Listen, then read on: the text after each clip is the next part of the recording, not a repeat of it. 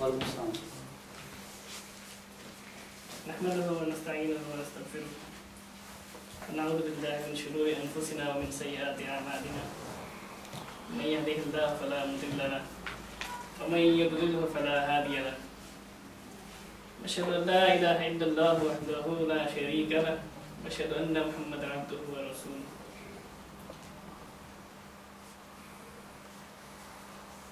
عزیز اور محترم بھائیوں، ہم سب اس بات کو خوب جانتے ہیں کہ اللہ تعالیٰ نے انسانیت کی ہدایت کے لیے مختلف ادوار میں اپنے نبیوں کو بھیجا ہے اور کئی نبیوں کو اس نے کتابیں اتاری، اور اس نبوت کے سلسلے کا اختتام ہمارے آخری نبی حضرت محمد مصطفیٰ صلی اللہ علیہ وسلم پر ہوتا ہے، اور ان پر جو کتاب اتارے گی وہ قرآن مجید. اللہ تعالیٰ قرآن میں فرماتا ہے کہ اِنَّا نَحْنُ نَزَّلْنَا الذِّكْرَ وَإِنَّا لَهُ لَحَافِظُونَ. اس ذکر کو ہم نے نازل کیا اور ہم ہی اس کی حفاظت کے ذمہ دار ہیں. جتنی اہمیت ایک مسلمان کی زندگی میں قرآن کی ہے، اتنی ہی اہمیت اس کے لیے قرآن کو سمجھنے کی، اس پر عمل کرنے کی. قرآن کو سمجھنے کے لیے اللہ تعالیٰ نے محمد رسول اللہ صلی اللہ علیہ وسلم کو دنیا میں بھیجا، اور ان کا اسوہ، ان کا اخلاق، ان کے طور طریقے وہی ہمارے لیے ہدایت کا سرچشمہ ہے، وہی ہمارے لیے راہ ہدایت ہے. اللہ کے نبی صلی اللہ علیہ وسلم جب تک اس دنیا میں موجود رہے تو تمام مسائل، تمام حکمتیں، تمام عقائد براہ راست صحابہ تک پہنچتی نہیں. لیکن ان کے اس دنیا سے رخصت ہونے کے بعد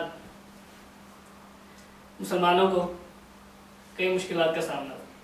سب سے پہلے تو یہی کہ اب کوئی مسئلہ اٹھے تو اسے کس سے پوچھا جائے.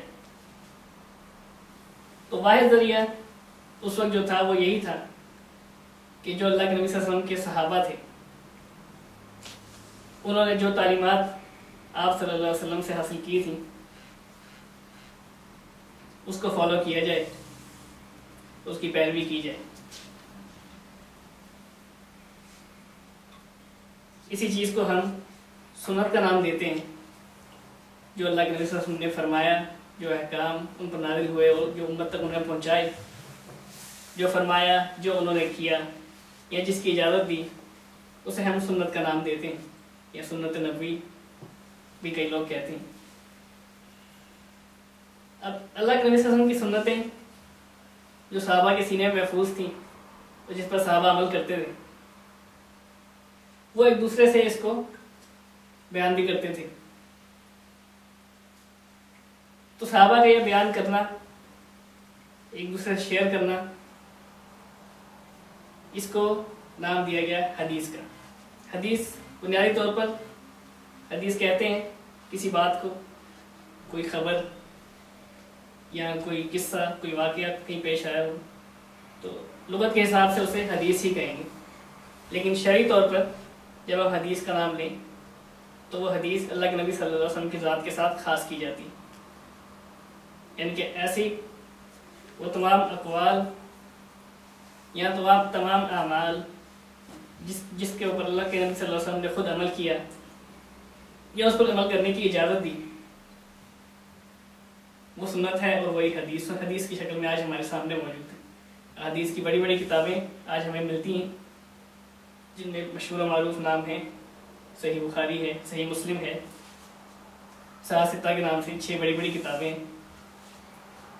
تو وہ حدیث کا ذخیرہ ہے جو ہمارے لیے ایک بہت بڑا، ایک نایاب خزانہ ہے. لیکن جب ہم کوئی حدیث پڑھتے ہیں تو حدیث پڑھ کر سب سے پہلے ہمارے ذہن میں جو بات آتی ہے وہ یہی ہے کہ بھئی یہ جو ہے اللہ کے نبی صلی اللہ علیہ وسلم کا فرمان ہے یا یہ اللہ کے نبی صلی اللہ علیہ وسلم کا عمل ہے، اور ہم اس پر آنکھیں بند کر کے عمل کرنا شروع کر دیتے. لیکن اکثر لوگ یہ نہیں دیکھتے، یہ تحقیق نہیں کرتے کیا واقعی جو بات لکھی ہے واقعی اللہ کے نبی صلی اللہ علیہ وسلم کا قول ہے، کیا واقعی وہ اللہ کے نبی صلی اللہ علیہ وسلم کا عمل رہا ہے، یا کسی نے اپنے پاس سے کچھ لکھ دیا.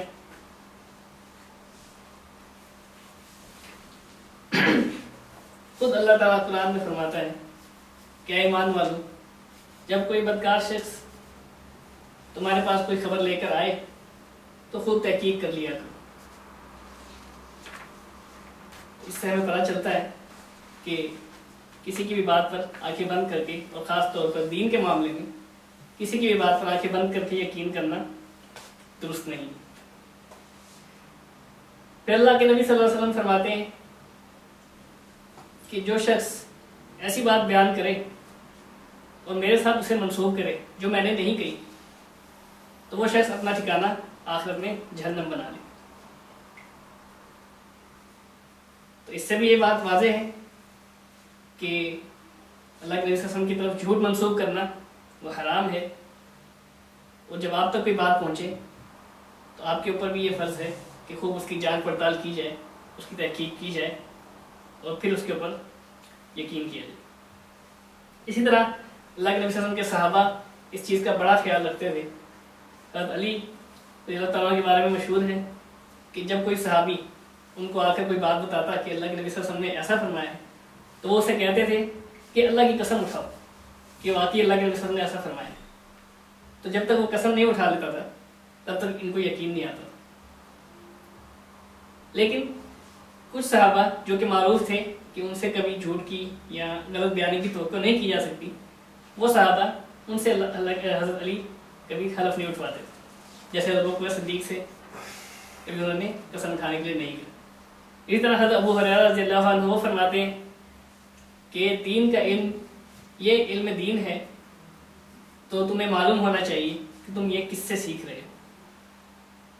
مطلب کہنے کا مقصد یہ ہے کہ آپ کسی قابل اعتماد شخص سے ہی دین کا علم سیکھیں.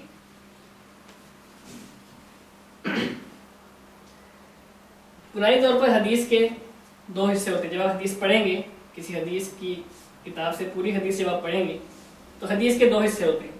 پہلے حصے کو سند کہتے ہیں اور دوسرے حصے کو متن.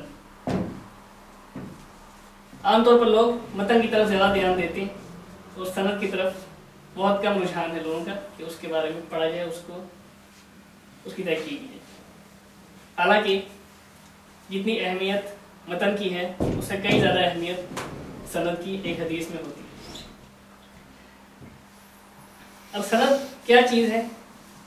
سند راویوں کا وہ سلسلہ ہے جس کے ذریعے حدیث ہم تک پہنچتی ہے. راویوں کے سلسلے سے مراد کہ اللہ کے نبی صلی اللہ علیہ وسلم سے ایک صحابی نے سنا، پھر اس صحابی نے آگے کسی اور صحابی کو بتایا، یا ان کے بعد میں آنے والے تابعی کو بتایا، پھر تابعی نے ان کے بعد آنے والی نسل کو بتایا. اس طرح چلتے چلتے سلسلہ آگے بڑھتے بڑھتے وہ سلسلہ یہاں تک پہنچتا ہے. تو جب بھی ہم کوئی حدیث پڑھتے ہیں تو آپ نے دیکھا ہوگا حدث رسول اللہ، حدث علی، حدث ابو ہریرہ، اس طرح کر کے حدیث کے سند میں لکھا ہوتا ہے. اور اس کے بعد ہی جب یہ سند مکمل ہو جاتی ہے اس کے بعد حدیث کا جو اصل حدیث کے الفاظ ہیں وہ بیان ہوتے ہیں. یہ جو سند کی میں نے بات کی، اس سند میں